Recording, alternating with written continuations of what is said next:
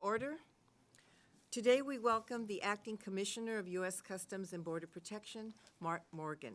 Mr. Morgan, thank you for being here today. We look forward to getting your perspective on CBP's priorities and requirements for fiscal year 2021.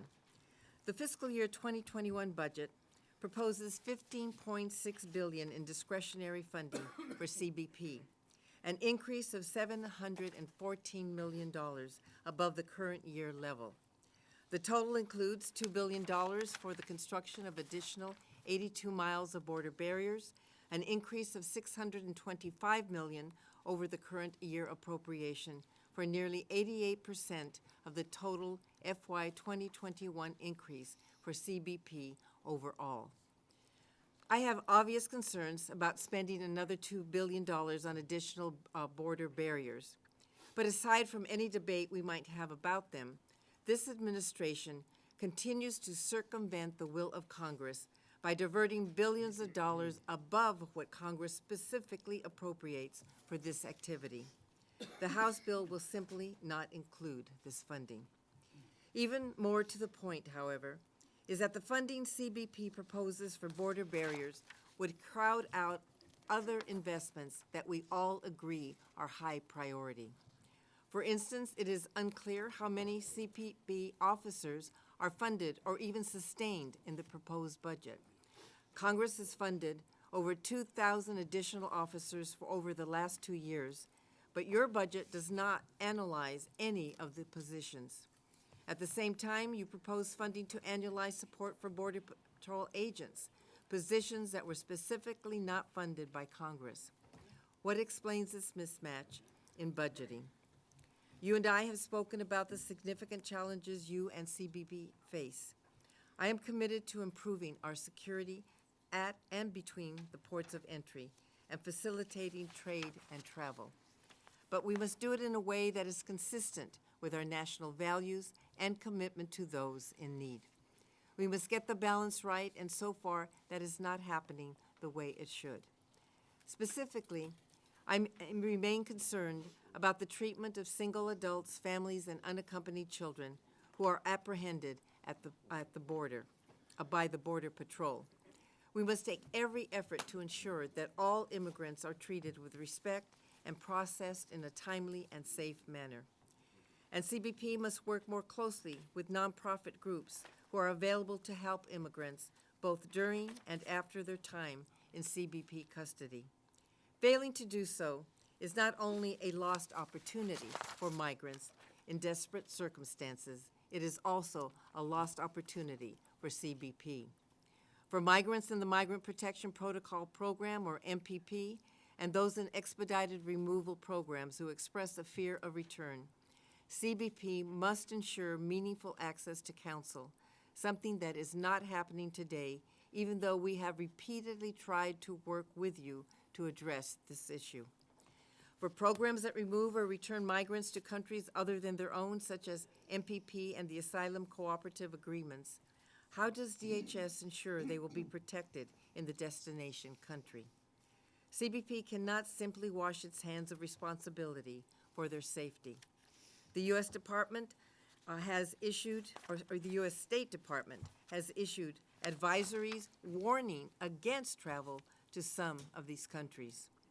CBP's mission is not limited to detaining and removing migrants from the United States.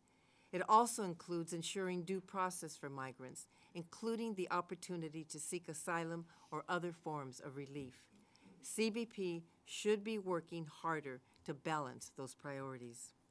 So far, CBP and the Department have repeatedly erred heavily on the side of expedited removal, making it harder for migrants to seek asylum and gain access to legal counsel in the United States. So far, efforts to address concerns about the safety and civil rights of migrants appear to be more of an afterthought, if even acknowledged and addressed at all by DHS. Additionally, while the Department has provided some information to us on the MPP program, it has provided very little on the new expedited removal programs. We don't even have complete descriptions of how these programs work. Mr. Morgan, responses to our requests for information are not optional. The information we seek is necessary to carry out our constitutional responsibilities. If CBP continues to deny access to information, the committee will have no option but to legally compel compliance through the fiscal year 2021 funding bill. I hope it will not come to that. Before I turn to Mr. Morgan for a summary of his written statement, the text of which will be included in the hearing record, let me first recognize our distinguished ranking member, Mr. Fleischman, for any remarks he wishes to make. Thank you, Madam Chairwoman. Good morning, Commissioner Morgan. We welcome you to the subcommittee today, sir, to discuss the fiscal year 2021 budget request for Customs and Border Protection. Yesterday, sir, we had a productive hearing with Acting Secretary Wolf. You won't be surprised to hear that a lot of the hearing focused on many of your areas of responsibility and expertise, sir. But everyone was respectful, and I think we had some very productive conversations. We aren't going to agree on everything, but our nation's security comes first, and we should all be very mindful of that mission. Commissioner, your people are literally on the front lines of protecting our borders, and it seems as if every year it gets harder. I want to thank you and the men and women who serve with you for your dedication to this mission. Last year, nearly 900,000 people were apprehended at the southwest border for attempting to enter the country illegally. You had a record number of groups comprised of single adults, families that didn't fit the legal immigration definition of a family, and unaccompanied children. And to be candid, we weren't prepared. It was nothing we'd ever seen before. The facilities, staffing, and processes in CBP, and really across the department, were not set up to operate at this capacity. And I'm sure you saw the ripple effects across your offices in trying to deal with this crisis. So as we embark on another spring season, the budget before us, in my view, includes a very reasonable $2 billion request for continued border wall system construction, significant funding for technology procurement and deployment, and ambitious plans for hiring. I am hopeful that we can come together and deliver the resources you have requested and need in order to continue to protect our nation. I know it is possible because we were able to come together and provide $1.1 billion through the 2019 summer supplemental to provide humanitarian aid, medical care, and relief at the southwest border operations.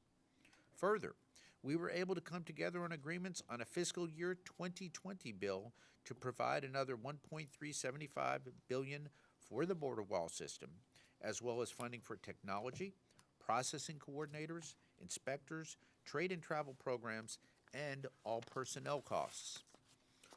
Working together, sir, with my colleagues, I believe we can do it again with this 2021 budget. I look forward to your testimony today. I thank you again for your service. Madam Chairman, I yield back. Ms. Granger. Thank you, Madam Chairwoman.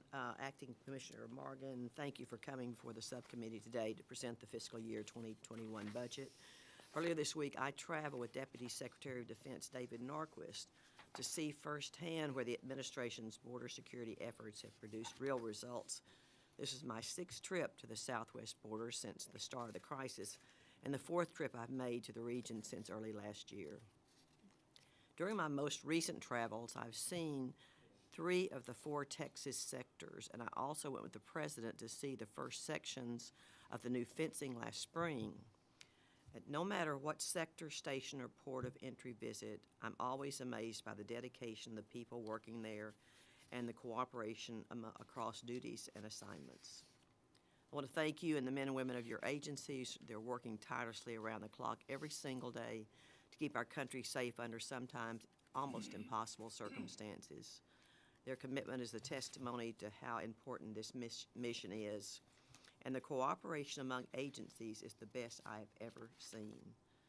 I would encourage all the committee members to travel the border to see for themselves, as I have, the great progress the administration has made.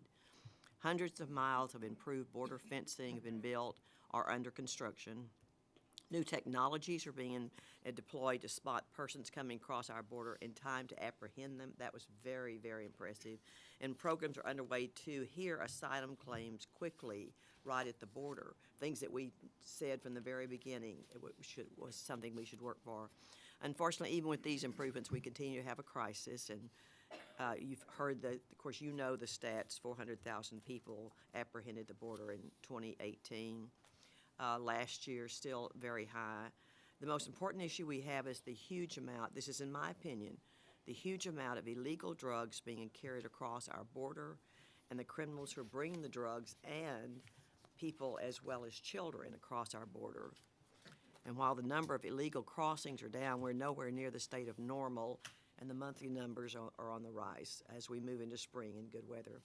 As I was touring the McAllen processing facility earlier this year, I saw for myself how important it is to have the infrastructure in place to safely and effectively manage what the next year will bring.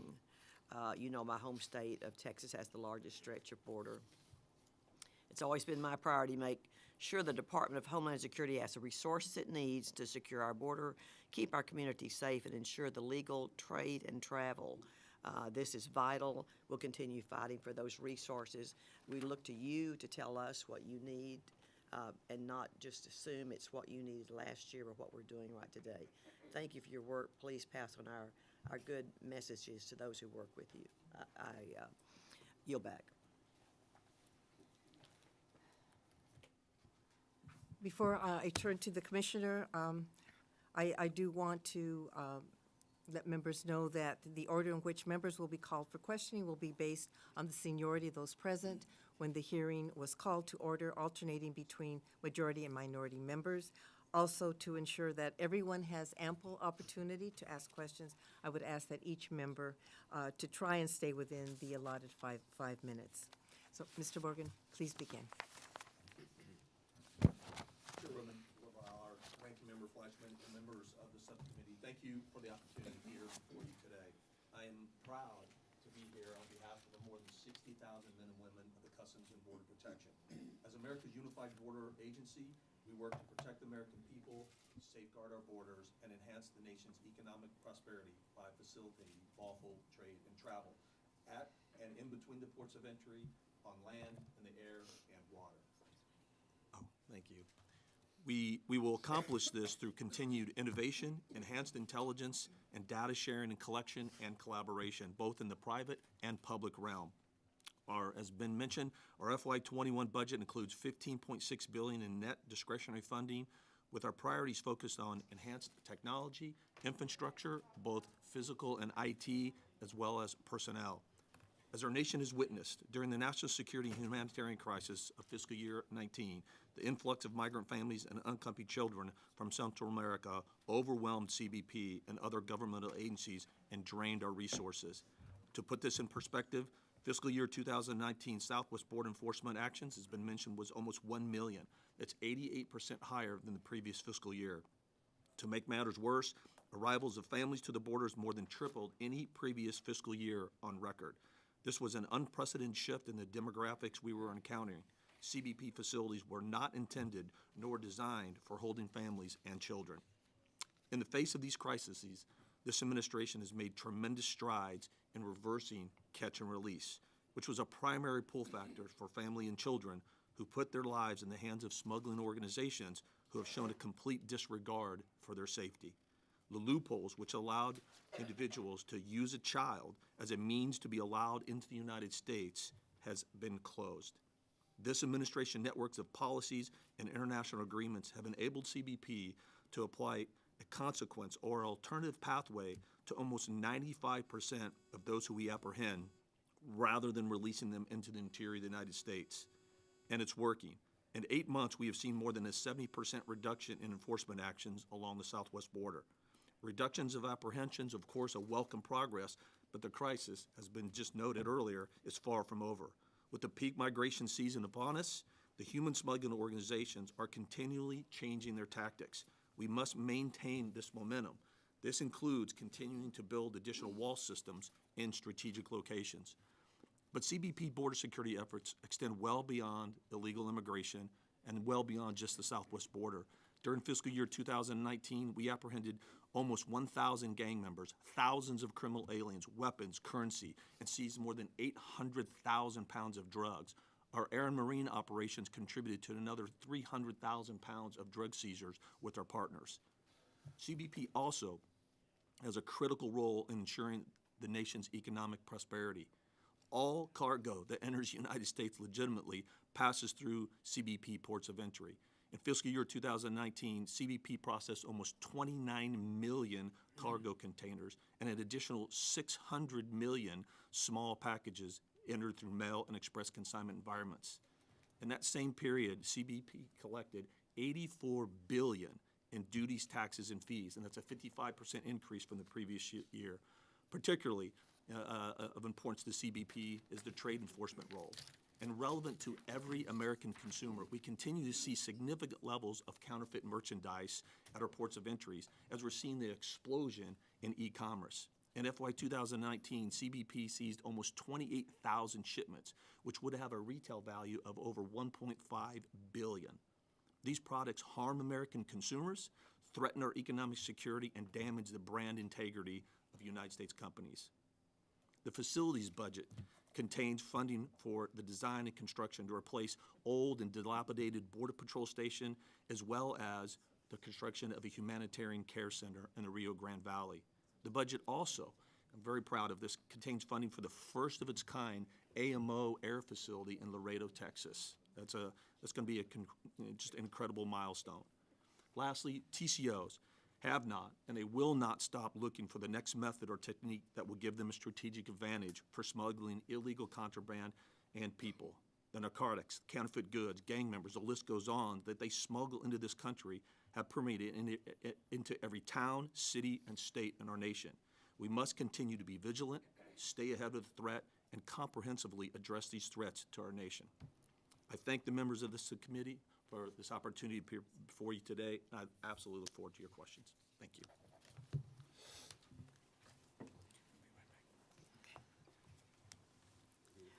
Okay, Commissioner, last year, DHS announced a pilot to use Border Patrol agents to conduct credible fear interviews, something that by law has been the responsibility of USCIS.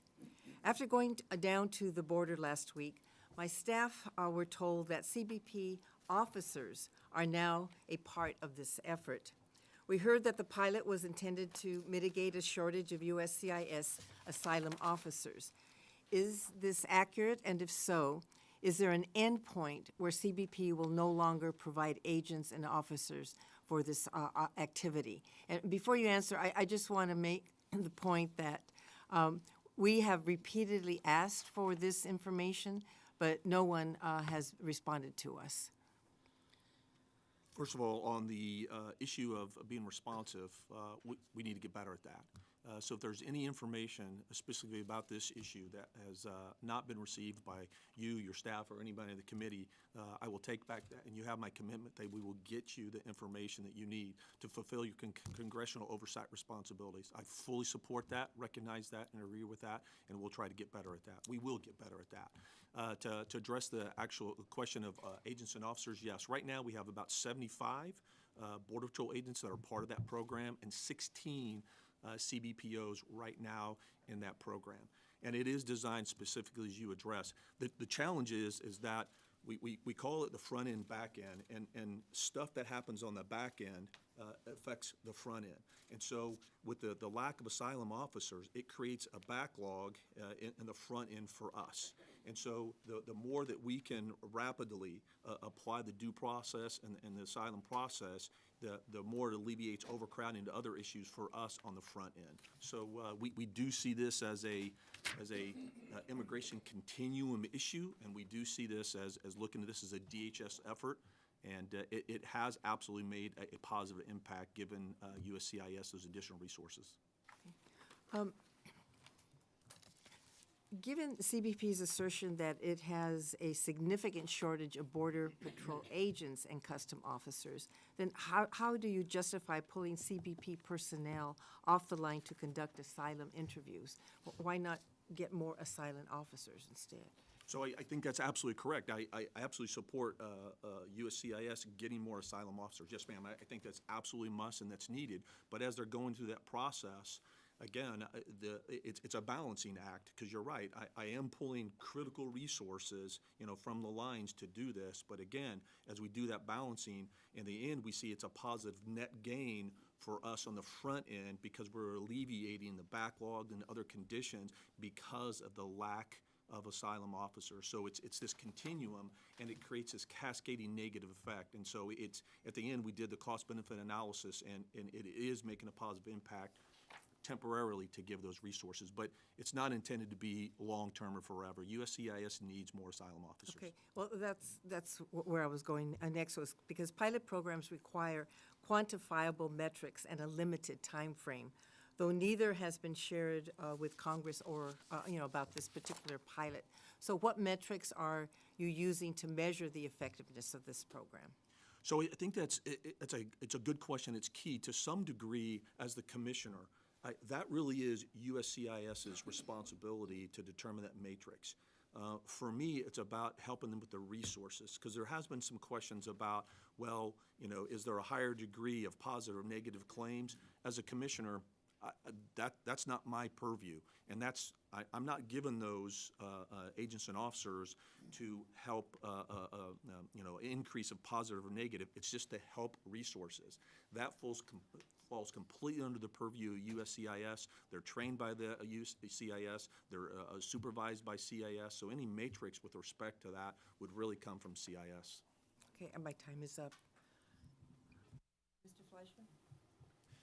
Thank you, Madam Chairwoman. Again, Commissioner, thank you for being before us today. In order to manage the migrant surge in fiscal year 2019, the department implemented a number of new migrant pathways, programs, and pilots to find the best way to efficiently evaluate asylum claims or adjudicate immigration status. There are a lot of migrant pathways currently in place: migrant protection protocols, electronic nationality verification, humanitarian asylum review process, and the prompt asylum claim review program that have all come online in the past year. I've got a three-part question, sir. Can you explain to the subcommittee what benefits these new pilot programs have had on the day-to-day CBP operations? Can you provide numbers, either now or for the record, of how many migrants are currently enrolled in each program? And lastly, are you tracking any metrics or seeing any outcomes from these pilot programs that would lead you to consider making changes to these programs, sir? So the first, sir, So the positive effect, I think the greatest positive effect, as you can see in the last 8 months, we've seen over a 70% reduction in the flow. So the height of May, I think everybody knows, about 144,000. In January, it was around 36,000. I think that is the best indicator that these programs are absolutely working. Numbers, yes, we have those numbers. And again, anybody on this committee, any staff member that wants those numbers, we can give those to you. I have those. The Migrant Protection Protocol, for example, to date, 59,000 individuals have been enrolled in that program. E&V, for example, 17,000 have been enrolled in that program. PACER, a little under 2,500. ACA, about 1,000. And HARP, a little over 1,200. And we can offline get you all those numbers. To lastly, what was the third part? Are you tracking any metrics or seeing any outcomes from these pilots that would lead you to consider making changes to these programs? Yes, actually to expand these programs. So these programs, MPP, for example, it was extremely effective, and so we've expanded that program along the southwest border. PACER, again, is a program that has been effective, and so we're trying to expand that program as well as HARP. MPP, for example, I'm sure it may come up in a question. We're trying to expand that to additional demographics, for example, some extracontinental countries, as, for example, Brazil. So I'd say that's what we're seeing, that these programs are effective and they're working, and we need to continue to expand them. Really appreciate the thoroughness of that answer, and these are very difficult issues, sir. After the hundreds of thousands of people presented themselves last year at our southwest border, it was obvious that we needed to make some changes. I'm pleased with the changes that have been made, and I support the administration's efforts to address these challenges head on, sir. In the time I have remaining in fiscal 19 and 20, we responded to multiple requests from you and frankly many members of Congress for more customs officers and agricultural inspectors across our borders and ports of entry. But in your fiscal 21 budget, not only are you asking for more customs officers and ag inspectors, you're actually asking for a reduction in the amount of people across your Office of Field Operations.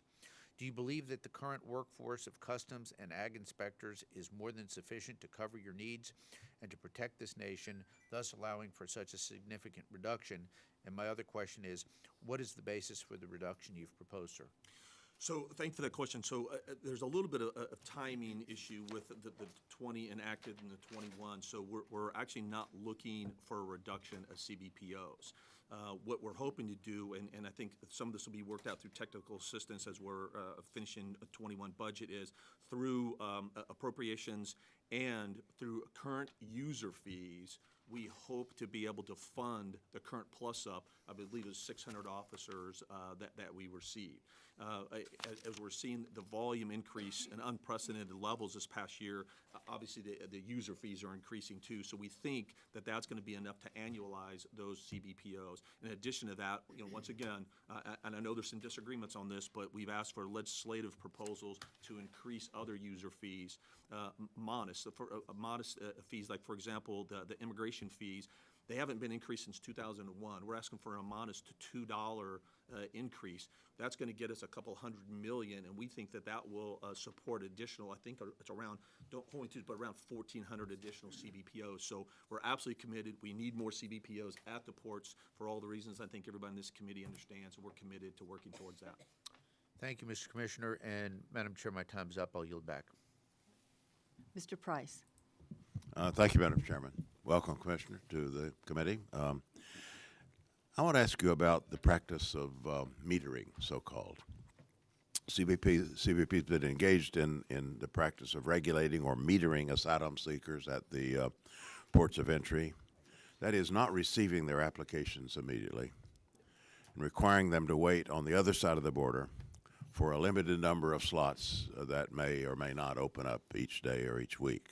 That obviously severely limits the number of individuals who are able to take advantage of what we are supposedly providing them, an ability to enter our country and seek asylum. And that, it appears to me that's in direct competition, or at least in tension, with the government's zero-tolerance policy, which compels all asylum seekers to come to the ports of entry to claim asylum. That's what we tell them to do. But as a result of metering, you have this huge backlog of asylum seekers denied entry. They haven't been able to even file their claims. They're stuck on the other side of the border. They may feel they have no choice but to attempt to cross over illegally. So I think one could argue, and I want to ask you about the empirical evidence on this, one could argue that metering is prompting illegal immigration. I went to the border last summer, saw firsthand the effect of this policy in Matamoros. We spoke with migrants waiting outside of the bridge, 102-degree heat. Some had waited 3 or 4 months for their names to be called from a list for the few slots available for entry each day. And they know that once they turn themselves in, of course, they'll need to spend time in crowded CBP facilities, holding facilities. But what list, you ask? There's no CBP waiting list.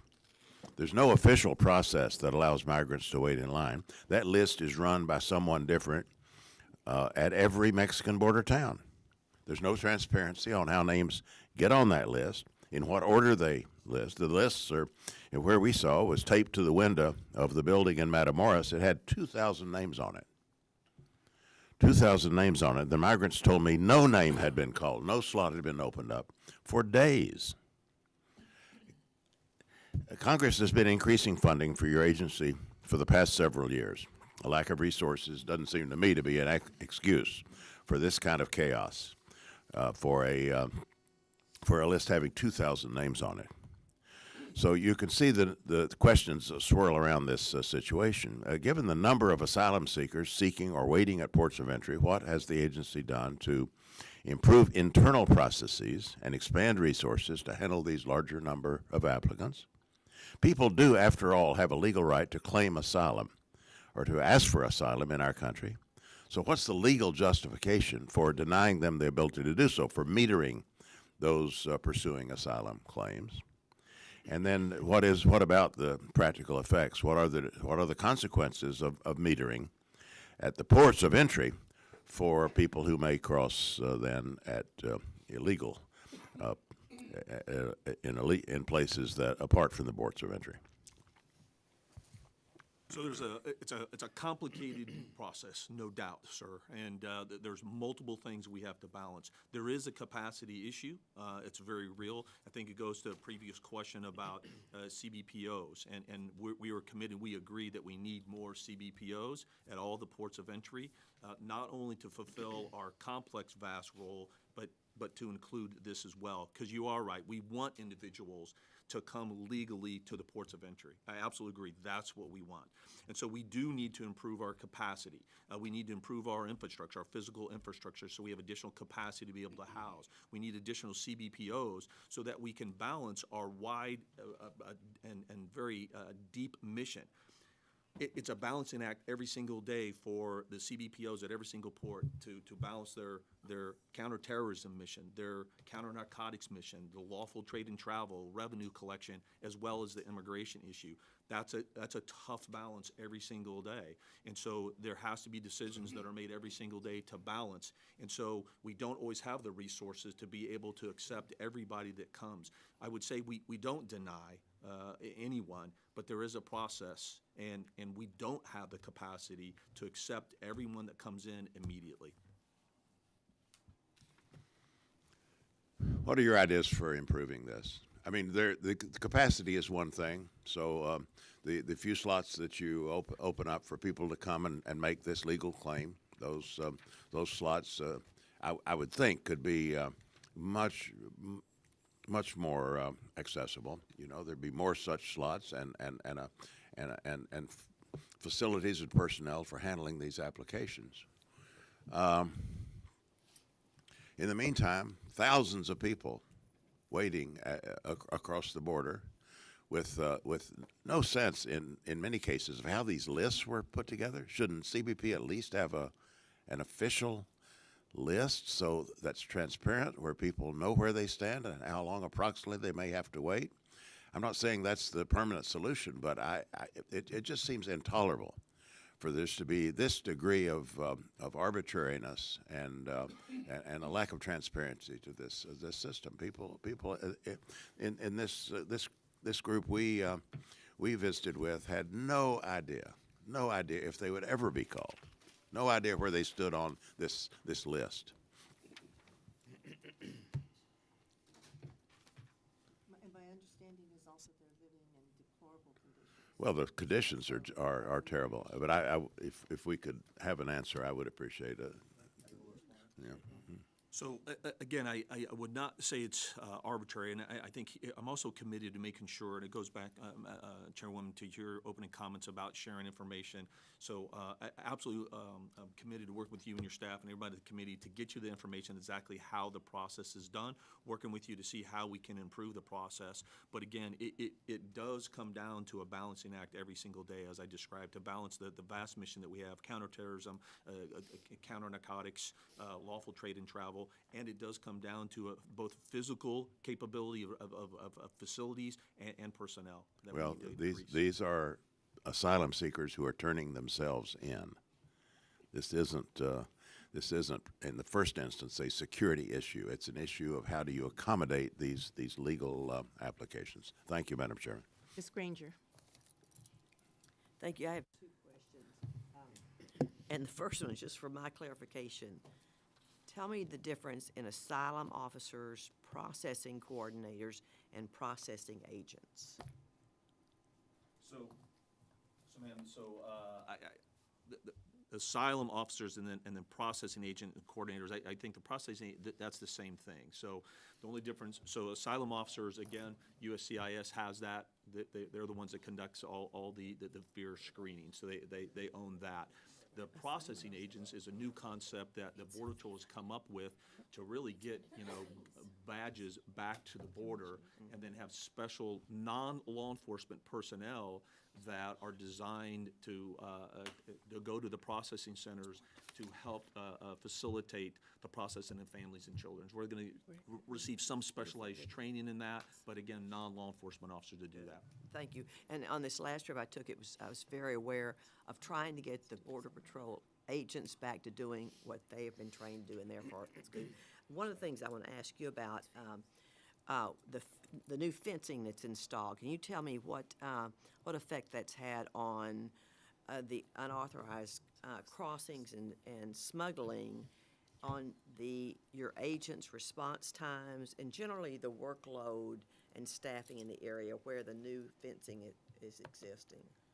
Thank you for that question. It's showing and it's proving what it has for the 30 years that we've used the multi-layer strategy of infrastructure, technology, and personnel. And I think that's important that when we talk about the wall, it's not just about the wall. The wall is not the sole answer, but it is an integral part of that multi-layer strategy of infrastructure, technology, and personnel. And where we see the new wall being built, for example, in El Paso, we got about 20 miles built. And we've seen apprehensions and illegal entries and gotaways all being reduced by over 80% in that 20-mile stretch. If you look historically in Yuma and other places where that multi-layer strategy of infrastructure, technology, personnel, we've seen the same stuff. It is absolutely effective. And one of the key is it's about impedance and denial. It's not that it's impenetrable, but it does deny and impede long enough for Border Patrol agents to actually get there to do the apprehension and interdiction. And it works. But I think what we're doing now is very different in the past, that it's not just a wall, it's a wall system. It has the access roads, it has the technology, integrated lighting and cameras. It's a very different methodology, very different system, and it's working. Thank you very much.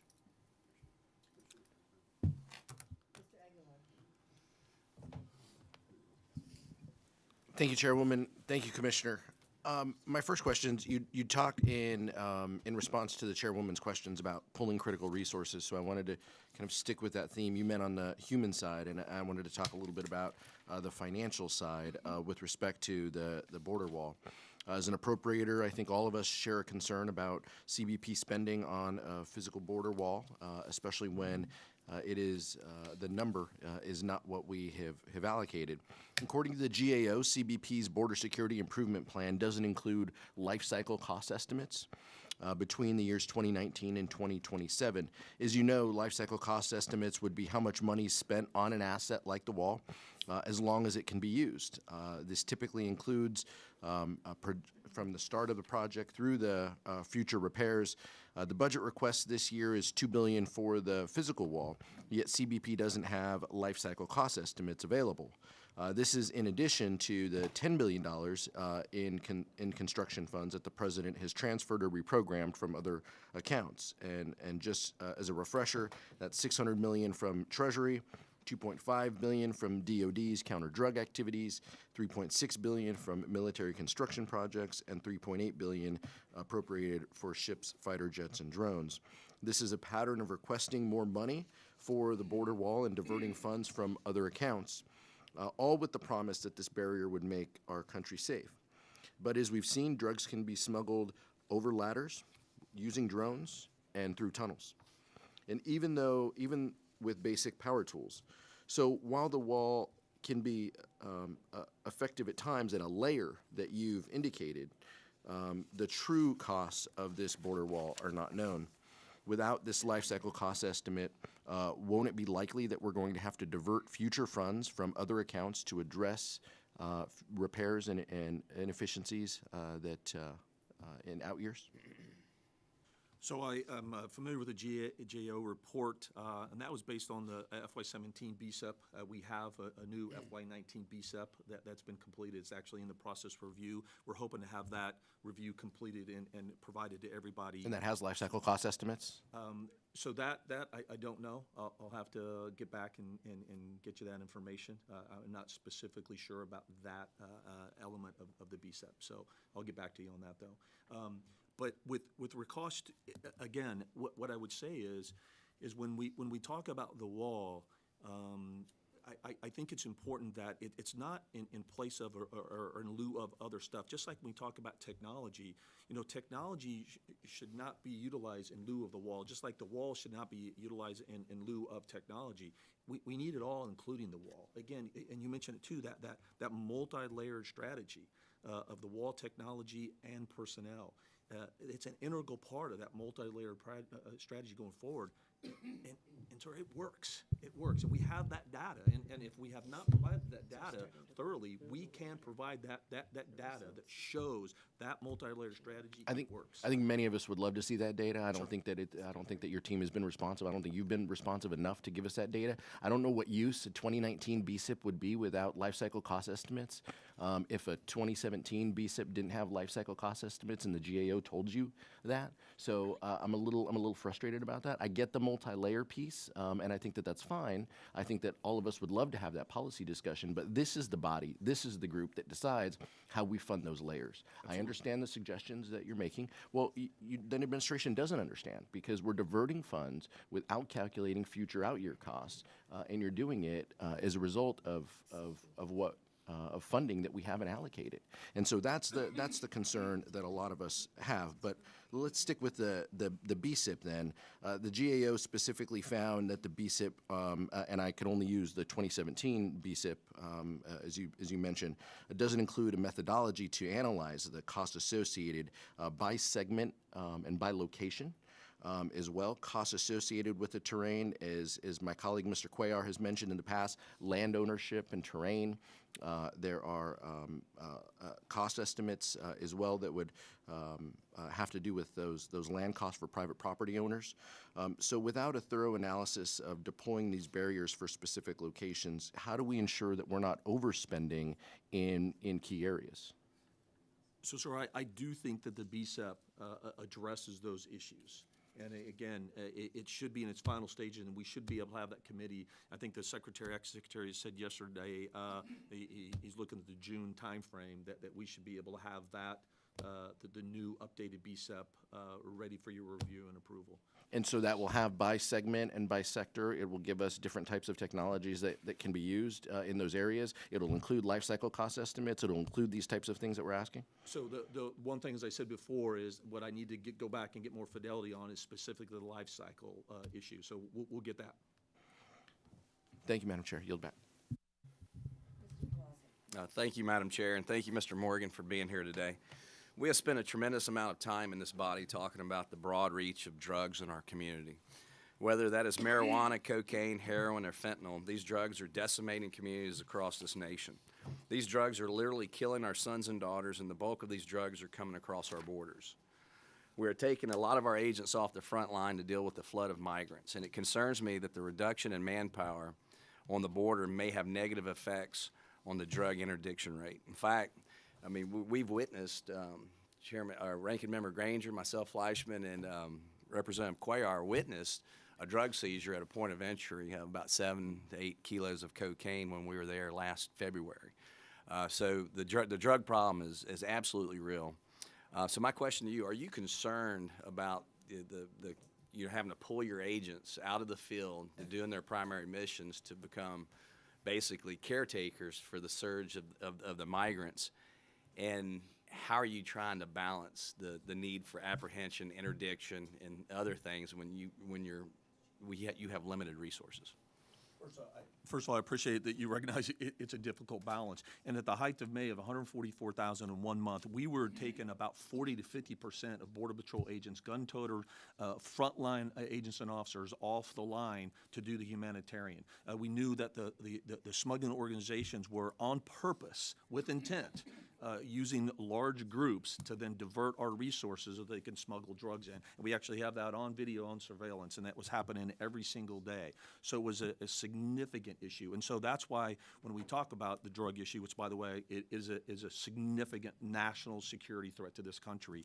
68,000 people last year died to the drug overdoses. And the hard narcotics that I call, they're increasing. Meth so far in fiscal year 20, we've seen around a 50% increase in meth just the first quarter of FY20. So it's absolutely a real problem. And so, but we can't separate the immigration problem from the drug problem. They're interconnected. And so the higher the immigration numbers are, the more resources that are pulled off to deal with that, the more drugs are pouring into this country. And that's why it's so important when we talk about the holistic threat is by reducing the flow of illegal immigrants coming into this country, I'm able to put more Border Patrol agents and more officers back on the line to do our counterterrorism mission, our counter-drug mission, and all the other stuff that we're responsible for. So some people have said that the cocaine, the cartels, and the transnational organized crime that's growing the drugs and trying to smuggle it into South or into Central America and Mexico, this is causing the stabilization of the region, which is also causing the surge in migrants leaving their hometown. So the base is, what you said, is probably the cocaine trade and the drugs.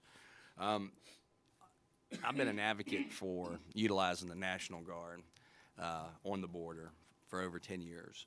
I know they've had some very successful missions, but right now I believe we have around 5,000 National Guardsmen, some my fellow Mississippi National Guardsmen serving on our southern border. Can you tell me how they're able to help you do your day-to-day mission? First of all, I agree. I spent almost 11 years in the United States Marine Corps, so I know the military well, and I tell you that they are providing an absolute tremendous support. Monitoring, detection, surveillance, the list goes on about what they're doing and how they're assisting us. And again, it goes back to their resource. I mean, those are critical roles and jobs that they are providing, so that it allows the gun toters, as I call them, back on the line to go after the drug smugglers, to seize the drugs, to seize the gang members, to seize the criminal aliens coming into this country. They have been invaluable in their support. Yeah, it's one team, one fight. One team, one fight, yes, sir. And I know the National Guard is honored to be a part of that mission. So with that, I yield back. We're honored to work with them. Thank you. The next member, I just also want to point out that we've also been told that as we're tightening up the border, the drug cartels are now using the waterways, and so that we're seeing more coming in through waters, which is going to be, the Coast Guard is going to have to play even a bigger role in what they're doing. Yes, so ma'am, that's absolutely correct. Right. Mr. Rupesberger. Okay, thanks. First thing, I'm impressed with your resume. You're acting commissioner, but it's good to see somebody who has experience and is apolitical. And so I'm looking forward to good things from you in this position. I want to try to get into 3 programs if I can. I can't stay for a second round, and so I'm going to go pretty quick. And then if you can't answer it in the time, you can get back to me. First thing is Border Patrol Tactical Unit, BORTAC. Understand that Border Patrol Tactical Unit, or BORTAC, is on loan to ICE for the time being. I recognize the intelligence and tactical capabilities they do bring to the table. I'm trying to get a sense of priorities.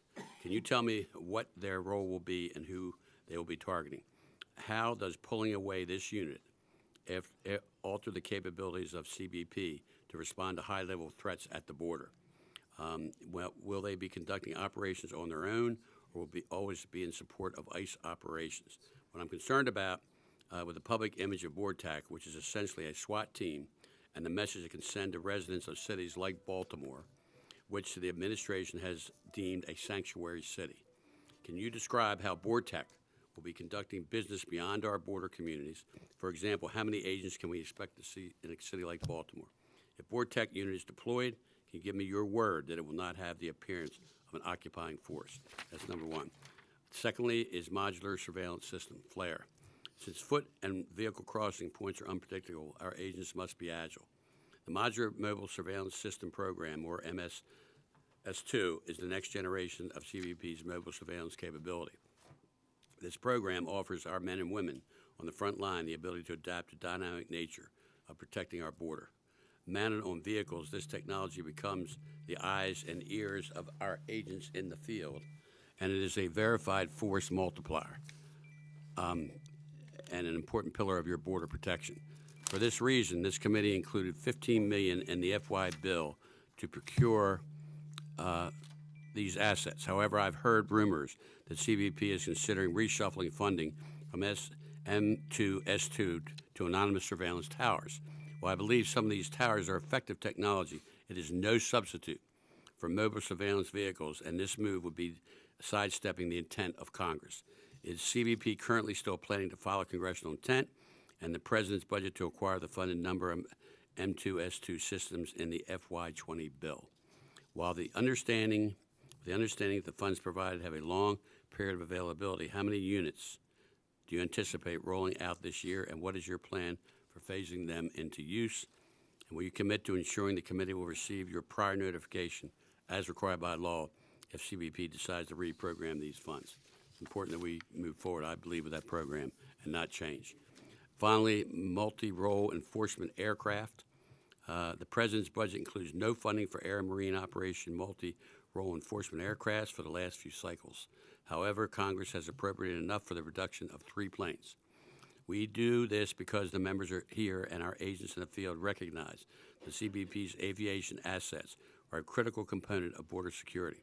Furthermore, we know the cost savings associated with economies of scale and a rolling assembly line. My question for you is, if the committee complied with the President's request and did not provide funding for the production of MEAs, how would it impact the future of the program?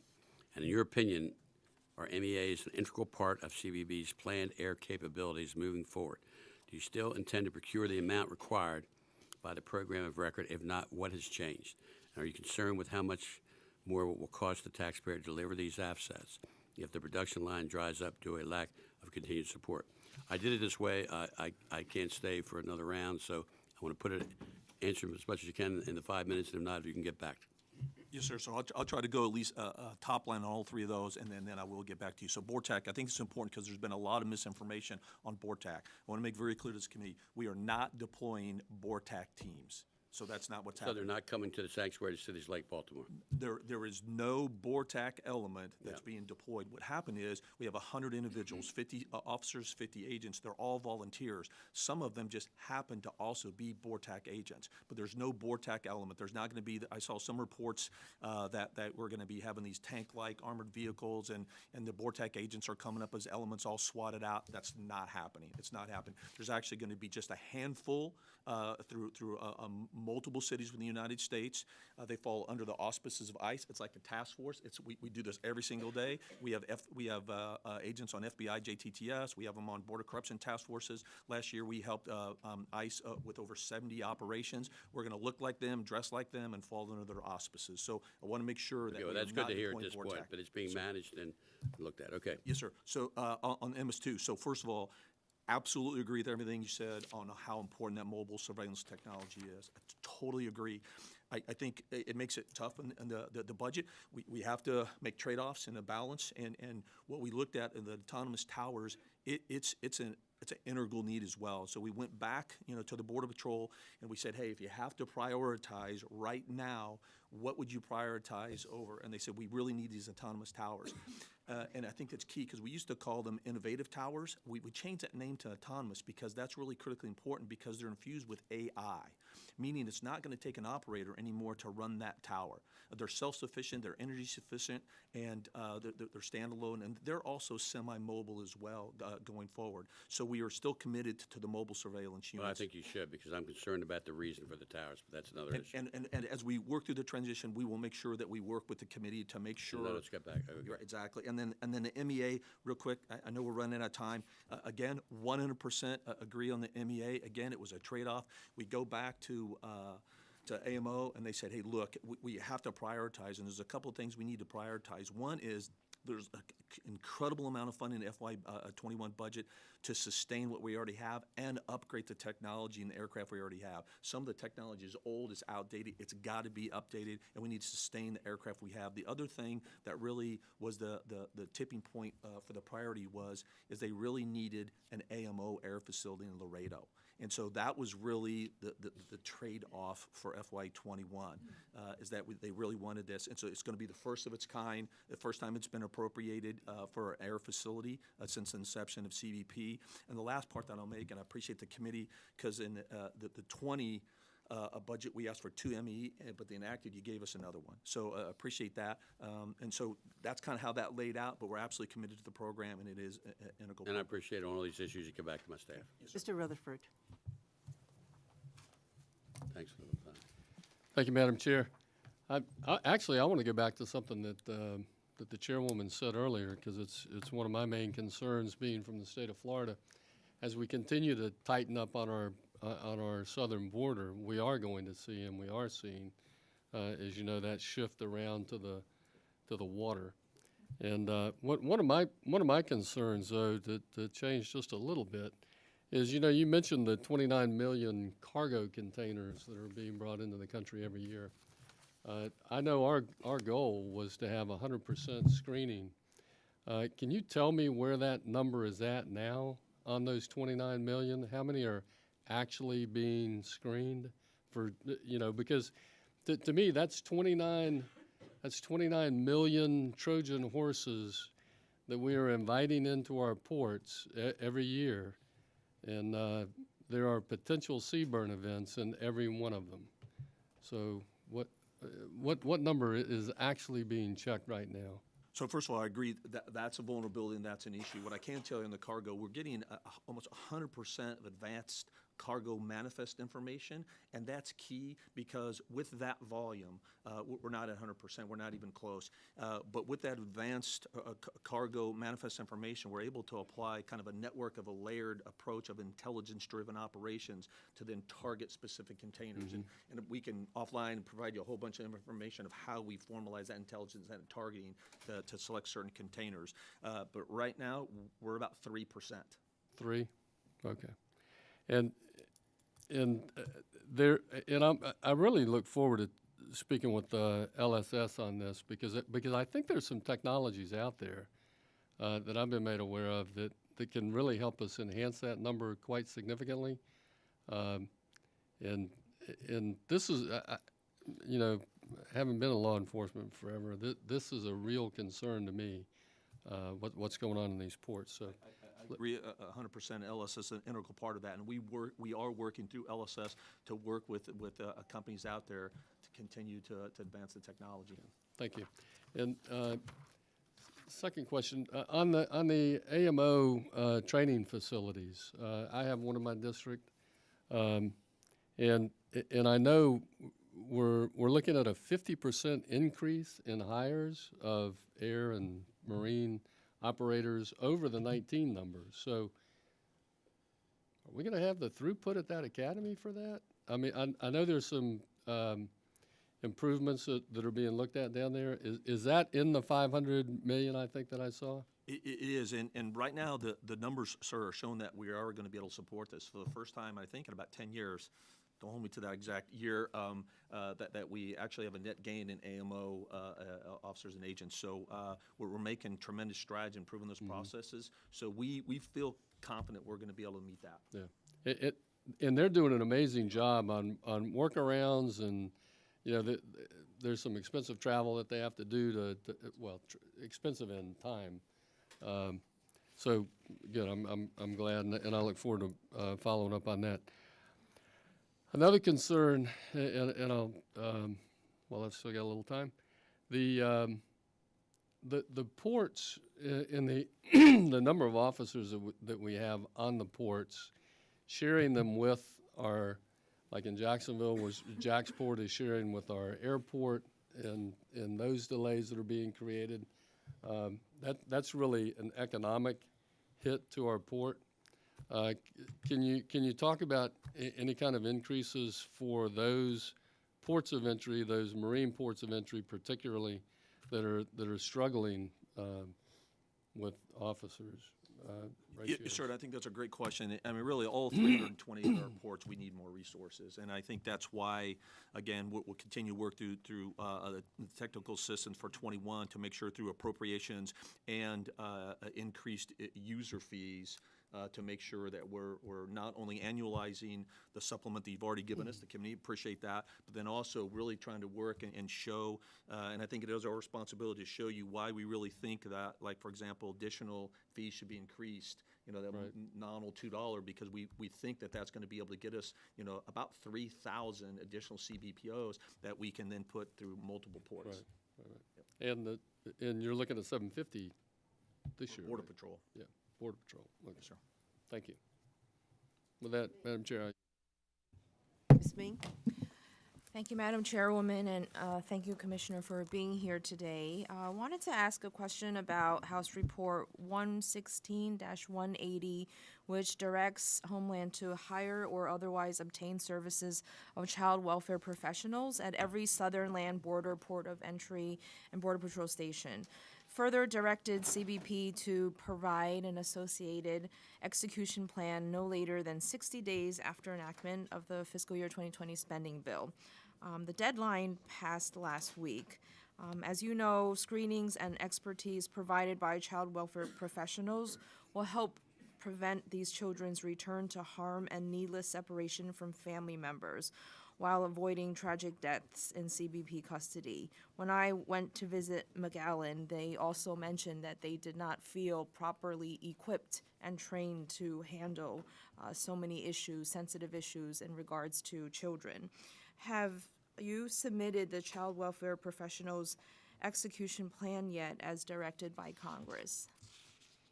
So I'll have to come back and get some more fidelity exactly where that's at on the process.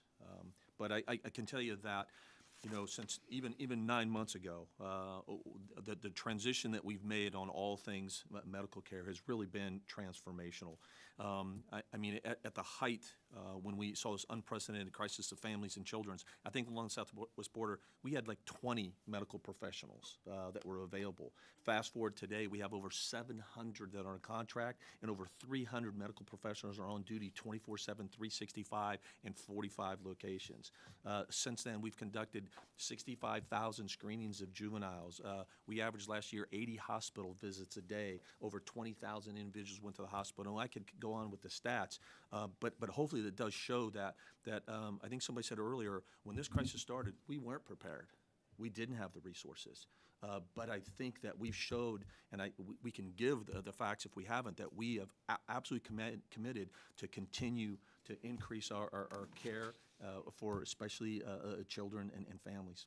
Yeah, thank you. I just would love to see the plan if you and your team could get back to the committee, and also want to make sure that the medical professionals in contract or the increased number of folks that you are working with, which is great, but I want to make sure it's not at a lesser percentage because of all the additional children that have been separated or harmed thus far. I wanted to ask another question. I've been working with my colleague from New Hampshire, Congresswoman Annie Custer, CBP's fiscal year 18 annual report assessing CBP efforts to prevent, detect, and respond to sexual abuse in holding facilities. The report said that there were only 8 allegations of sexual abuse. Later, we saw the Inspector General had received 23 reports of sexual abuse at the holding facilities. Just wanted to see what the reason was for the inaccurate or inconsistent reporting. So I can't address the inaccuracy reporting, but what for us and from my perspective, Commissioner, it doesn't really matter in the sense of we're taking both reports and we're going to consume both of those reports. But you're right, in the 2018 report there was 8 total, 7 unsubstantiated, 1 was found substantiated that was detainee on detainee. Of course, this all falls under the PREA. So, we're reviewing both reports and looking for areas if we can improve on areas like that. We're going to consume those recommendations and work with them to do just that. And you're working with the Inspector General as well? Of course. Okay. And what actions will you take to ensure that the fiscal year 19 report has accurate data on detainees who experience sexual abuse at holding facilities? So, you know, what we can do is, you know, obviously we have multiple entities that provide oversight, and that's tough. We suggest, and we do, Civil Rights Civil Liberties is another example where we have all these different independent entities that are doing their own audits, which we support. We do try to influence that they work with each other so that we don't have inconsistent reporting. At the bottom line, we really can't control the different independent audits. All I can say is that we fully support any oversight, any audit, any review, the CBP will fully support. Okay. Well, given that, just to close, given that officers are now working with dramatically increased number of people in vulnerable populations, what type of training have CBP officers had, and have they had increased training? So every officer, every agent gets basic training in the academy, TVPRA and PRIA and a training like that that goes forward. So We've that's heard part it's of the- 1 hour of a video. Is that true?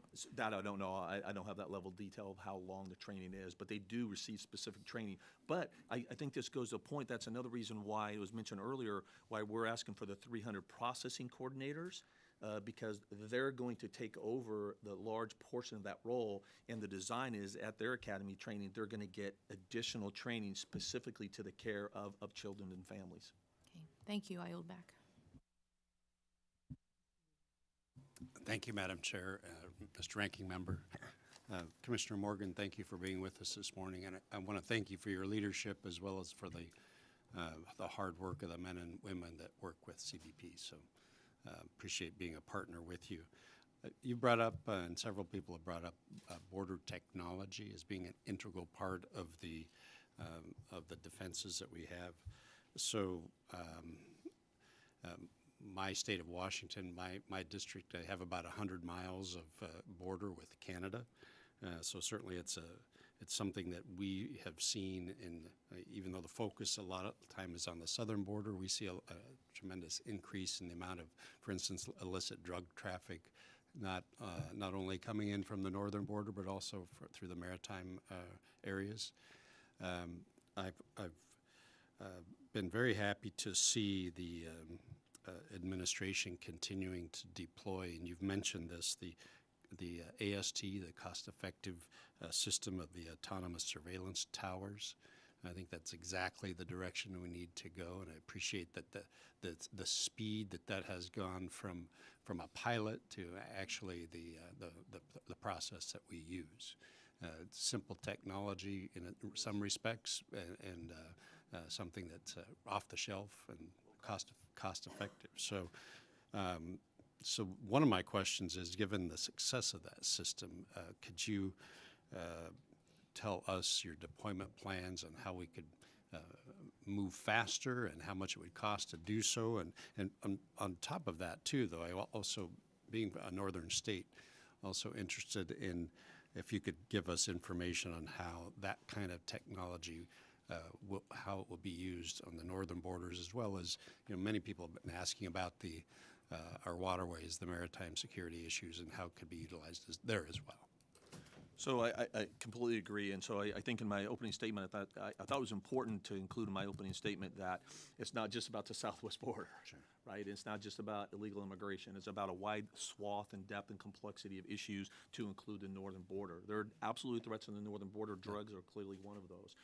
So when we talk about what we're doing, there's a list of things besides just the technology, which I'll address in a second. But again, go back to the CBPOs. Our design is to put CBPOs on the northern border as well as we increase those numbers. The towers and technology, again, with the FY19 funding that was provided by this committee, again, greatly appreciated. I know we're going to work through the FY20 enacted and how much money is going to go to the towers. We're hoping to get the money for 200 towers, of which some towers are going to be deployed to the northern border as well. And so that's part of our overall plan. Our priority, obviously, is the southwest border, but the northern border is a part of that. In addition to that, we've just, last July, we published the Northern Border Security Strategic Plan. That's an integral part of that, which includes not just land, but sea issues as well. And the last thing is we're putting a considerable amount of money into the infrastructure, into facilities on the northern border as well. Unfortunately, not Washington. There's a couple facilities in New York, but still on the northern border. Yeah. Well, just to reemphasize that we are having issues there too, certainly not to the extent on the southern border, but my visits to the border, it's been explained to me that we're shorthanded there as well, and equally as vulnerable. And so just want to make sure that we have emphasis in those areas. And yeah. But I appreciate your input here today, and like I said, look forward to continuing to be a partner with you. Appreciate that. I'll yield back, Madam Chair. You can say that again, Madam Chair. Thank you. Acting Commissioner, it's nice to have you with us. I want to stipulate from the outset that I assume that you don't agree with the federal judge that just enjoined CBP last week from holding adults and children in unconstitutional conditions. So if you could answer the question I'm going to ask you specifically, and we can just agree that you think that they're wrong, so we can get the answer to the question. The lawsuit arose from conditions in the Tucson sector, and that revealed that the CBP frequently detained migrants for more than 48 hours without beds, showers, or adequate food, water, or medical assessments. That's unacceptable when migrants and detainees have been subject to substandard and inhumane conditions in CBP detention centers. We do have to remember that people who are detained are just that, people like you and I and all of us. The difference is by the whims of fate, they were born into more unfortunate circumstances than those of us who have the privilege of living in the United States. So my question is are you currently aware of other CBP detention facilities that mirror the conditions in the facility that was declared unconstitutional? And given the outcome of this lawsuit, will you commit to re-examining conditions of all CBP detention centers and the treatment of detainees? And how do you intend to ensure full compliance with the terms of this injunction, and how will it affect operations and treatments of migrants in other sectors? So, first of all, I think it's very important. I appreciate you up front, because you're right, we're not always in agreement and everything, but that... I'm not saying I don't agree with the decision. I'm saying I'm sure you don't. Correct. But ma'am, I appreciate you fronting that, because, that really is irrelevant with respect to the issue, because here is the commitment, and the answer is an easy of course. We will continue to work with this committee, every committee member, every staff here to collectively talk, have meaningful discussions on where we think and how we can improve conditions.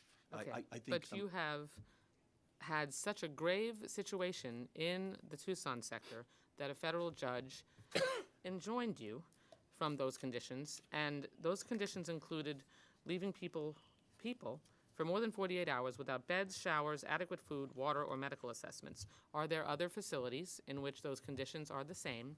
And are you immediately going to address ensuring that those conditions don't exist in any CBP detention center? So there's two things. So yes, we obviously have to abide by the court order, and we are taking steps to do that.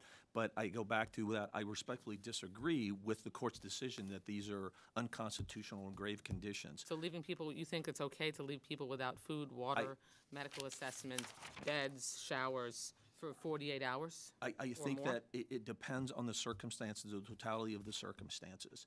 And it depends on the capacity that we have, but we are making efforts to improve that across the board. I'm sorry, I don't think that anyone in a position of authority like yours, like ours, should think that leaving people for more than 48 hours without beds, showers, adequate food, water, or medical assessments is acceptable in any circumstance. And what I also want to know is, are you equipped to house migrants, including children, in the first place if you can't even offer adequate food, water, beds, showers, or medical assessments? Okay, again, with all due respect, we can go back and forth. I take exception You're saying, what you're saying, you've just said that you think in certain circumstances that those conditions are not unconstitutional.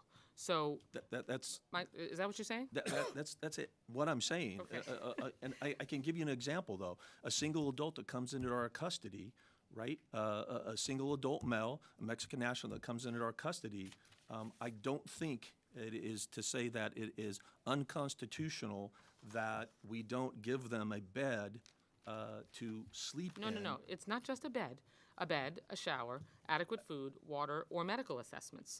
Those were all conditions that existed in that facility, and a federal judge enjoined you from continuing those conditions, and therefore, that situation needs to be corrected in all your facilities. And I would say we have.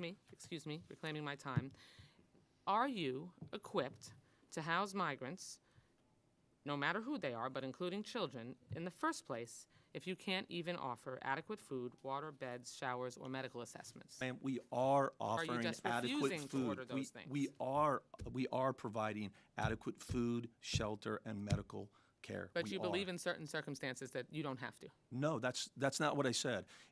Two separate things. Or you believe in certain circumstances that it's not Sleeping conditions are unconstitutional? separate from food, water, and medical care. We have been providing adequate food, water, and medical care. Okay, but the We are. injunction covers all of those conditions. You didn't just that's get correct. enjoined on those conditions based on not providing someone with a bed. That's correct, and that's why we're going to appeal some of the decisions. And Other parts of that we you're going to make agree. sure that those conditions don't exist in any other facility, or you're just going to fight to maintain conditions like those that have been enjoined? We're not going to fight to keep any unconstitutional conditions. That's not what we're going to fight. But there is a fundamental disagreement on what those unconstitutional grave conditions are, and that's so where which condition do you think is unconstitutional and which one isn't? Do you think all of the conditions that all of those categories are okay? That you can just deprive a single male adult of a shower of a medical I just said that. No, I just said that a second ago, ma'am. Which thing is like okay to food, deprive? Of course, we need to provide adequate food. We need to provide adequate water. We need to provide adequate medical attention. you I think apparently we were haven't doing yet. all of those things Okay, a judge disagreed. Thank you. I yield back. at that time.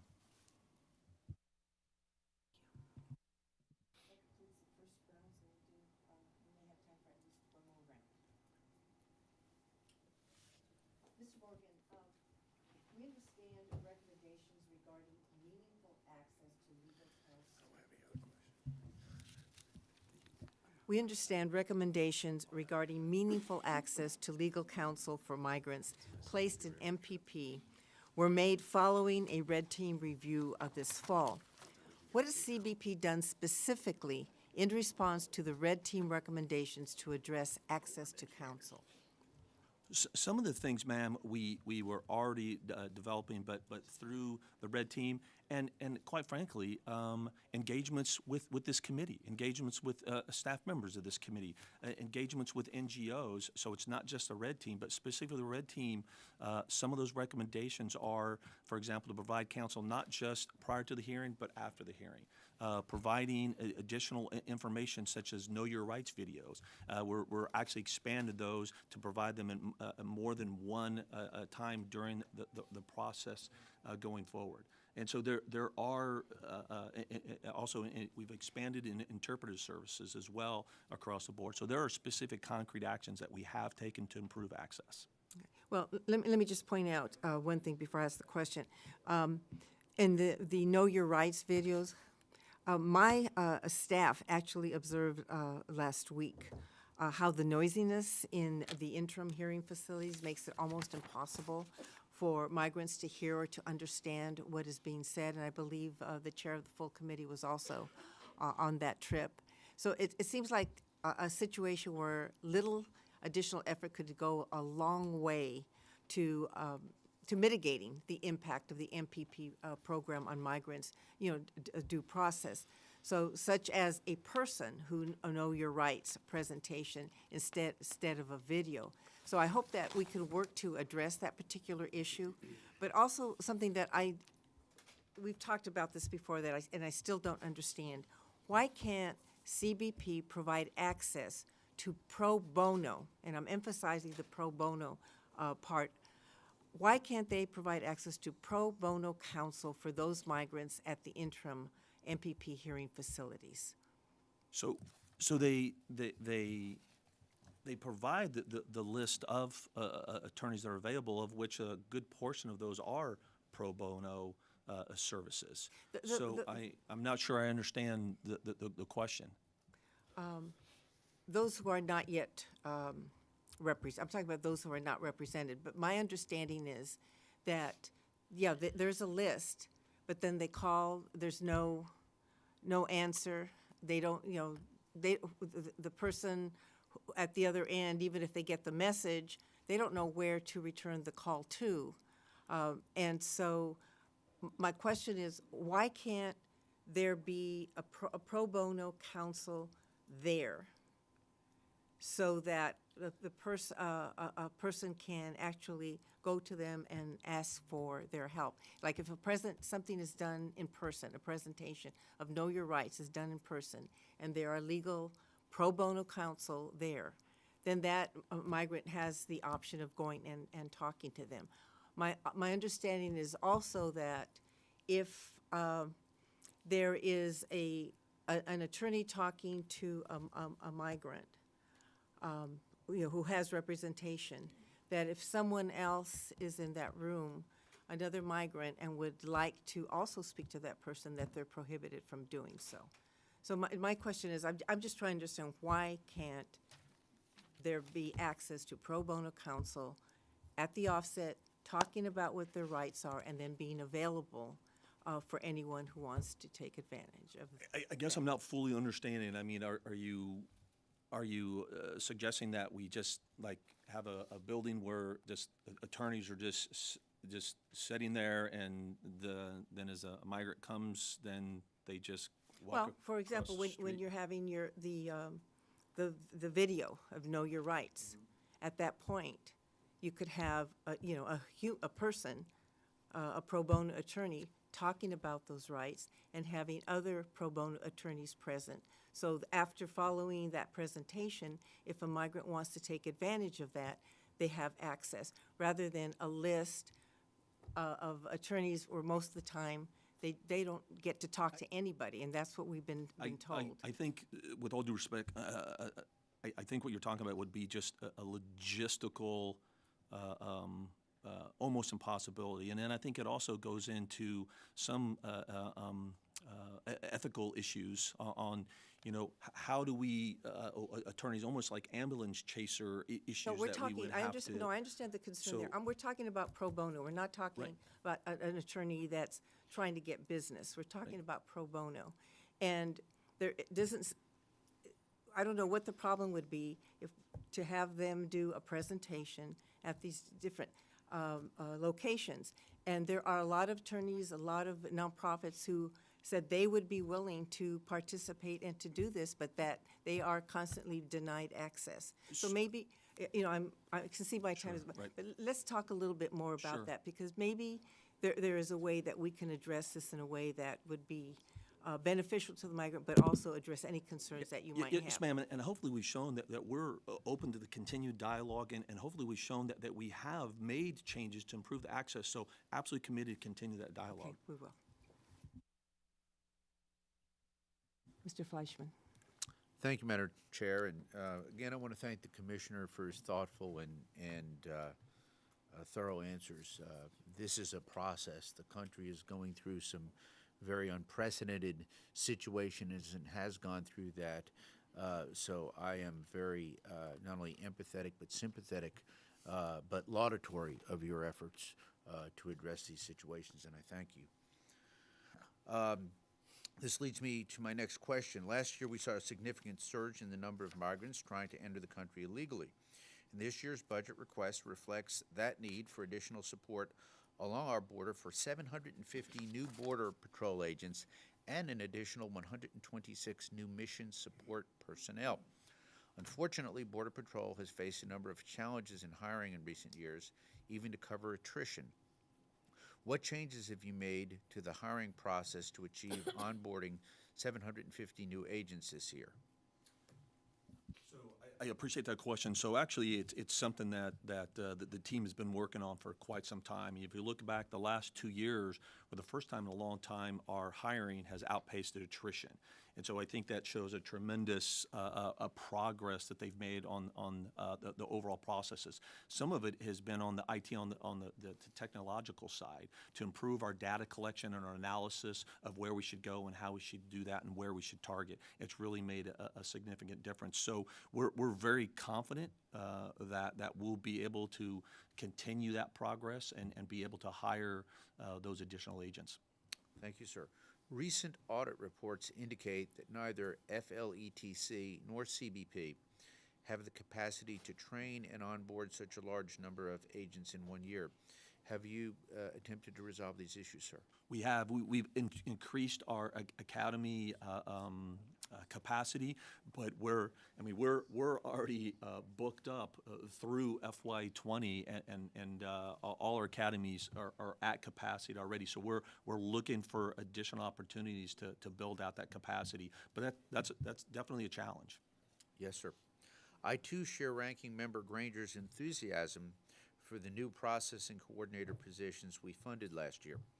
How is that hiring effort progressing this year, and are you optimistic that you can add another 300 processing coordinators positions in fiscal '21? We are. So far, the applications for those processing agents are astronomical. I don't have the exact number of applicants, but it's far exceeded what we anticipated. And again, we feel confident that we're going to be able to fill those positions going forward. Yes, sir. Your agency has found that most hard drugs and similar contraband smuggled into the United States come through our ports of entry. Congress has invested heavily in non-intrusive inspections technology, and I appreciate the department is working to deploy these resources at critical ports of entry. I've become aware of a new passive cargo inspection technology relying on naturally occurring particles first developed at Los Alamos National Laboratory. From my understanding, CBP's pilot showed this system is safe, effective, efficient, durable, and successfully detected illicit drugs that were shielded in routine goods that are moved legally across the border as part of routine commerce. According to CBP's own report, this new and emerging technology can immediately offer a sought-after and much-needed scanning solution when deployed to secondary scanning locations. What is the department's plan to deploy this and other NII technologies at key points of entry, sir? So again, I appreciate that question. NII, it's a game changer. And you know, in 2019, this committee, again, thank you, $560 million, 20 another $60 million. For NII technology. It really is a game changer across. And I think it's important on the NII technology, and I think what you just represented is, this isn't an off-the-shelf type stuff. It's ever changing, ever evolving. We're actually working with companies, investors, to actually develop new technology like you just described that enhance our capabilities. So it's not just about, in this arena, it's not just about acquiring technology, it's about acquiring the right technology that's not just going to be effective today, but it's going to be effective in years from now. I'll give you a quick example. Really what we want to do is provide NII also at pre-primary. We want to be able to do it so people don't have to get out of their vehicles. But just a few years ago, that technology was large and cumbersome, and it wouldn't fit in pre-primary. We went to investors, we went to companies, they've shrunk that technology, they've been able to do it where people can actually stay in their vehicles, and we can put it in pre-primary, increasing throughput, unbelievable. So we're looking at our LSS, they're looking at every aspect of NII and how we can improve the technology and get the right technology. Thank you, sir. And Madam Chair, I yield back. Mr. Cuellar. Thank you, Madam Chair. And Mr. Morgan, thank you so much for being here. And again, I appreciate the work that you do and your men and women, the work that they do. You know, one of the biggest issues that we need to address on the border has to do with guns going south. As you know, after the trade agreement for Mexico, that was their #1 priority. Their second priority is how do we stop guns? The technology that I heard you say, I mean, going north from Mexico in, you know, we got very good technology, we got personnel, we got canines, but if we can do something, and I know y'all have been meeting with the Mexicans, and I know I've seen some of your folks also do more of that work, but if you have any whole government approach that we can work on, let me know. I know we had Chairwoman Nita Lori down there, and the Mexicans also told her the same thing. Cabeza de Vaca, the Mexican ambassador, said, this is a problem. So somehow we got to work with ATF, DEA, the Mexican side, because we got to stop this guns from south. So if y'all can come up with a plan, we'll be happy to work with the committee, and if we can get the support to, you know, get you maybe canines or technology, personnel. Even if we look at personnel like we did the Border Patrol processing, folks that we did for those where they're not the law enforcement, but they can provide assistance. You know, just think outside the box and see if we can do that, because, I mean, we know the great violence. Yeah, what is it, 80% of the guns that the drug cartels use are from America, and about 40% of them come from the state of Texas. So I'm a big believer in the Second Amendment, but we got to stop this illegal guns. And I've seen them. I've been at the ATF, and I've seen the guns. They're not little guns. They're like huge guns. Weapons are being used. So your thoughts? So I couldn't agree more with everything you just said. And so we are looking at this, one, as kind of a whole government approach.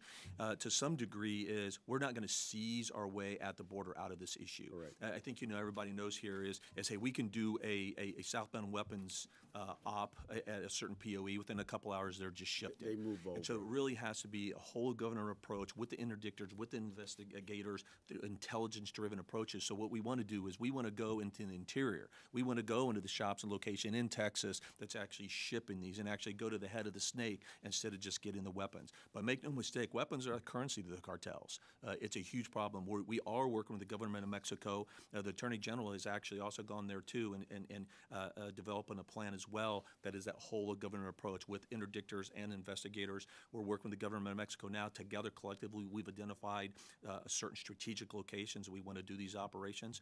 You asked for one thing that could support, and it'll be interesting to have these ongoing discussions about intelligence analysts. Right?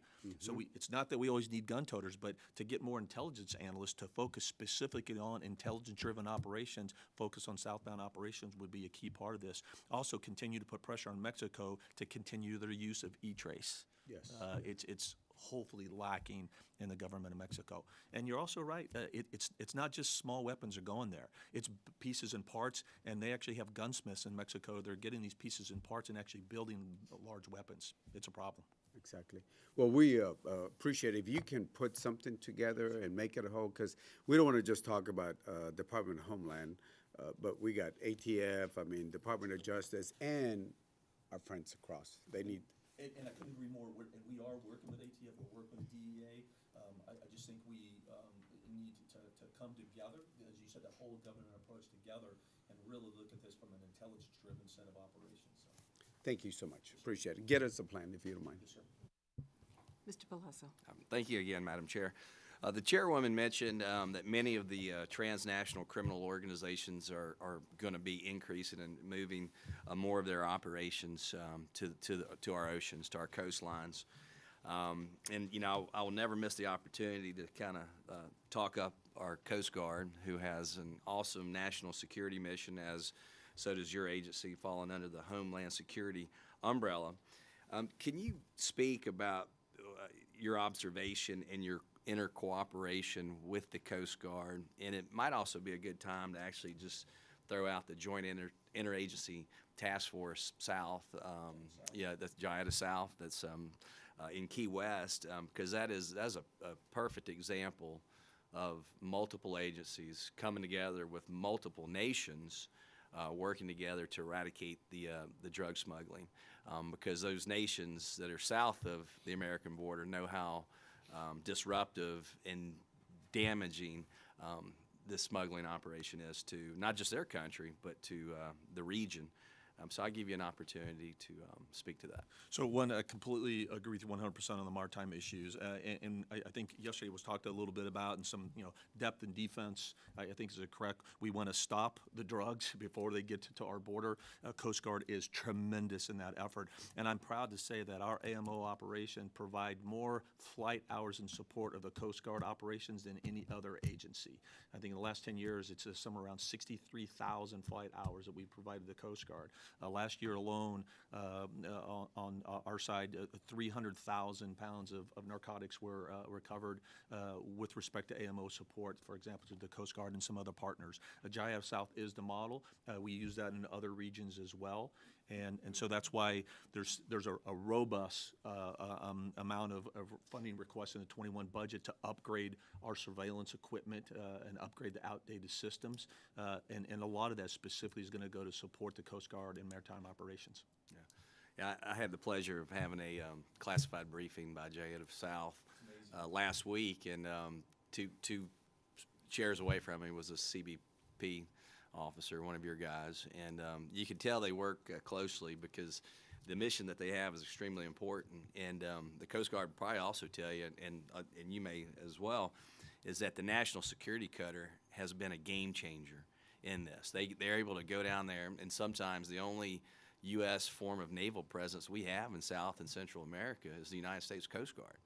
And they're able to stay on position longer and interdict more illicit drugs coming to our nation. And what I would say is again, one of the reasons why Jive South is so effective, so productive, though, it really is a whole of government approach. So it's not just the Coast Guard cutters, but it's the CBP aircraft, the P3s and the other aircraft that's there.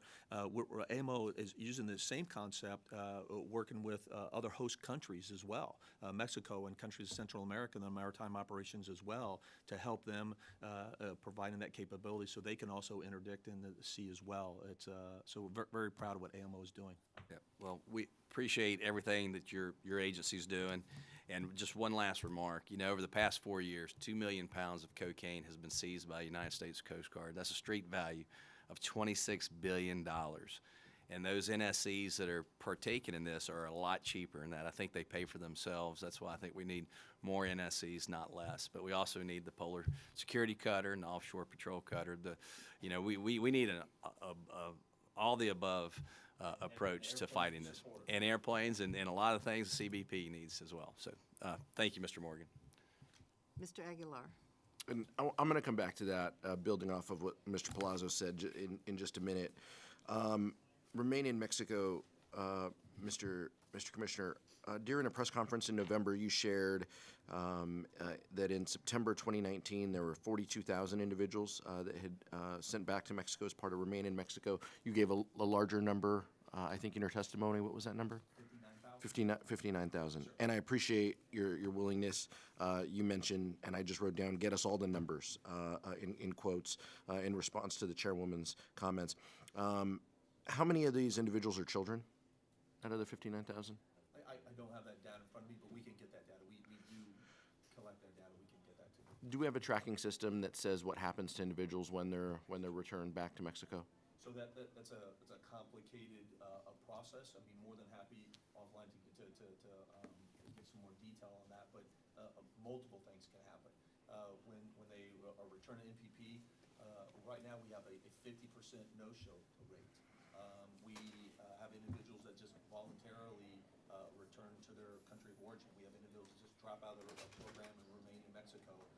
We don't have the ability to collect that data. Do we acknowledge that individuals are approaching CBP officers and saying that they've been assaulted or attacked? What happens if someone does say that to a CBP? So I appreciate the question. It's a great question. So, because sometimes I think there's a misunderstanding. At any time in the process, as someone that's enrolled in MPP, anytime they can claim fear at any time. It doesn't matter how long they've been in MPP. It doesn't matter how many times they're brought back for proceedings. They can go to the POE and claim fear at any single time, and that process will be administered, and that due process the same as it would be any other time. Fear being assault, kidnapping, police officers. Whatever the migrant brings forward, if they're claiming fear, then that will be adjudicated. Absolutely. I would take issue with that. I'm not certain that lines up with the data and the information that we're hearing, but that's fine. I don't think we're going to agree on that today. You mentioned numbers for NII, and this is what I wanted to build off of. 264 million. You mentioned in FY19, 59 million in FY20, and this is in addition to the 182 in FY18. Of the 705 million provided by this committee over the last 3 years, how much has been spent? I don't have that exact number of how much has been spent. I can get that to you. But again, it goes back to the question earlier is that we're trying to be thoughtful and methodical and not just buying just technology to spend the money, but making sure that we're getting the right technology. And again, we're working with companies, we're working with manufacturers to provide the right kind of technology we need, and it's working. I believe we've allocated the most of the 18 money, and we'll probably go through 20 to FY21 on final execution of the 19 funding. So you're saying roughly 180 million, the FY18 money has been allocated, and you think the FY19 and 20 money can be allocated within this fiscal year? No, Or not within this fiscal year. We'll probably still. What's fair to say within the fiscal year? Probably by 2021, we'll still have around 200 million that we still need to execute on the NII. It's multiple year money. But I can get you the exact the numbers on that. We have a plan to execute this. Do we have a Yes. do we have a plan to get to 100%? Do we have a plan to get to 80% inspections on cargoes, as Mr. Rutherford mentioned, or on trucks, or? Yes, we do. So with the funding right now that we have, we're pretty confident. So in vehicles, for example, we're about 2%. We think that once we... You said 2% for cargo as well. The 3% for cargo. 3% for cargo, 2% for passenger, 16% for commercial? That's exactly right. You got trucks. So what we think, again, appreciate all the money for the NII this committee has supported. For example, so the cars, we're expecting to go from 2% to 40%. On the trucks, we're expecting to go from that 16% to 72%. So we do think that this investment is going to pay off substantially and increase our capacity. I think we're going to need to see some plans on how you get there faster, and how you get beyond the 60%, beyond 70%. I think that's what this committee would like to see. But building off of what we've heard from my colleagues, and I just want to make sure that you're hearing the same thing. I heard Mr. Newhouse, Mr. Palazzo, the chairwoman, Mr. Rutherford, Mr. Rupersberger, and Ranking Member Fleischman all mention NII all mention other ways to interdict drugs, not NII, other ways to interdict drugs, whether it be NII, or whether it be Coast Guard investments, or whether it be new technologies at the ports of entry. It's our responsibility to prioritize the maritime Coast Guard assets and investments, technology and drones, port technologies, screening of containers and trucks, because that's where we're actually interdicting the most drugs, as Mr. Palazzo said. Backpacks full of drugs aren't getting us there. We've got to take these larger swaths and make these bigger investments, most of that illegal activity and most of that tonnage. So when we don't prioritize a border wall that I would say is a vanity project and a campaign promise, it isn't because we aren't focused on protecting our country. It's because there are finite resources, and we think some of these other ways are better investments for our dollars. And the Constitution empowers us to make that decision and to make that determination. So I know you want fee increases. I know you want changes. You want more money for different things. You know, that happens when you have trust. You get that flexibility when we trust that you're allocating the dollars effectively, and when you're listening to the appropriators on how we should spend this. So I would just encourage you to think that through. All of these things are important, but we can't get there if we don't trust your numbers, if we don't trust the Jayada South. I've been there too. I've taken that classified briefing. You know what else they like? They like the counter drug money that they receive from these interagency task forces. That was stolen for the border wall. Thank you, Madam Chair. Thank you, Madam Chair. Returning to the border wall issue, Mr. Morgan, the Border Patrol is overseeing an ongoing scheme to blow up mountains and ancient saguaro in the Organ Pipe Cactus National Monument. As you very well know, this land has been lived on by the Tohono O'odham since before recorded history. They have sacred burial sites in the region. So I'd just like to know what gives us the right to blow up their lands that are so rich in indigenous cultural resources. And moreover, building more wall in this protected national monument will isolate and reduce rare wildlife species like the jaguar and destroy vital pristine wilderness. It will also worsen flooding when rivers overflow, and some of the cactuses that were destroyed here were around before the border even existed. So I'd like to ask you to explain why the Tohono O'odham Nation was not properly consulted before you decided to blow up their sacred lands. They've expressed their total opposition to what you are doing at Organ Pipe Cactus National Monument, which is a UNESCO Biosphere Reserve.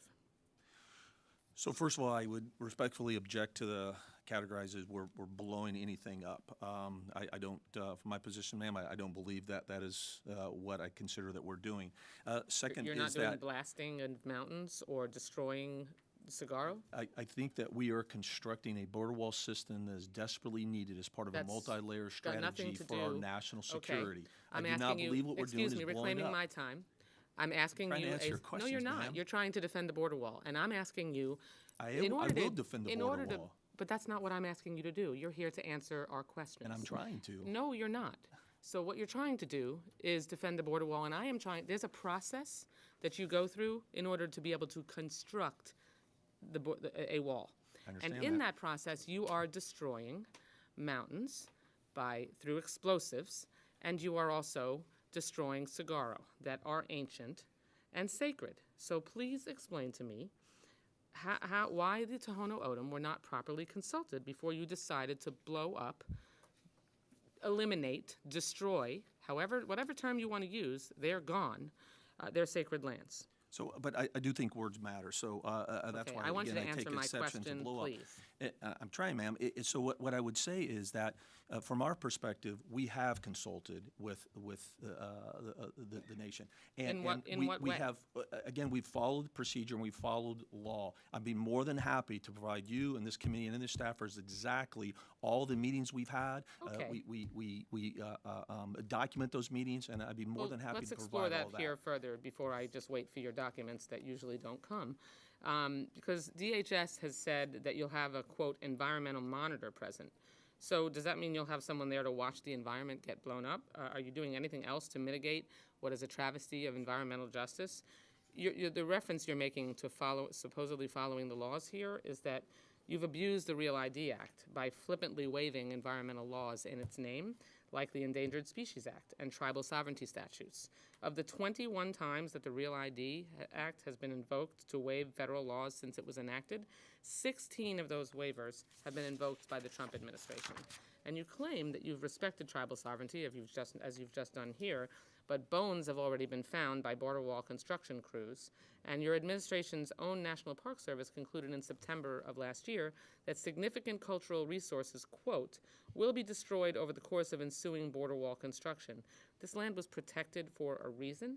So I'd like to, go beyond your words and ask you how it is you think you've actually consulted the Tohono O'odham before you have enacted these waivers, because talk is cheap.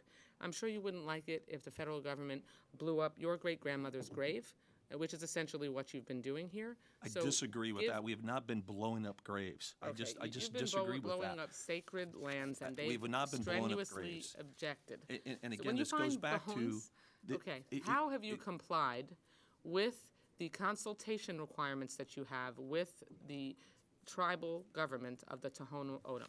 Again, there are consultation requirements and there are processes, and we've followed those processes. What specifically have you done? We can't just go on a land. There has a process. We have to go Okay, there. I'm asking you specifically what you've done. And What- I'm trying to answer the question. You're just telling me that you've consulted. How? Right. In so, what so, way? so we've had meetings. We go into to these individuals just like we would any landowner, right? And we first start off with asking for voluntary permission to go to the land, right? And we talk to that. We tell them and we show them what we want to do, how we want to do it, where we want to do it. There have been times where we come across issues and we go and we consult with them, and we have, and I can provide you that Have you documentation. given them and that any information. cooperation or mitigation, or have you just spoken words to them and then done what you wanted anyway, waived the Real ID Act and we are proceeded? working with them. Okay, we well, are working they with them. strenuously disagree that you are working with them, so And my I- strong suggestion is that you communicate with them so that you are maybe more on the same page, because right now you're just blowing up their I'm sacred lands. committed 100% to continue to work with them. Well, they disagree, and so And we'll follow up. actions speak louder than words. Thank you, Madam Chair. I yield back. Mr. Cuellar. Thank you, Madam Chair. Mr. Morgan, first of all, I want to say thank you so much for working with us on the Humanitarian Care Center for the Rio Grande Valley, the $40 million. We appreciate that. You understand why it's so important to do that. So thank you for doing that. And also thank you for the request also for the $27.4 million for the construction of the air marinas. You know exactly what's happening there in Laredo, so Significant. appreciate that. I just have to ask you, of course, about the wall real quickly. All I ask you is to make sure you look at the language that the Appropriations Committee had about taking in consideration community and environmental concerns at the border.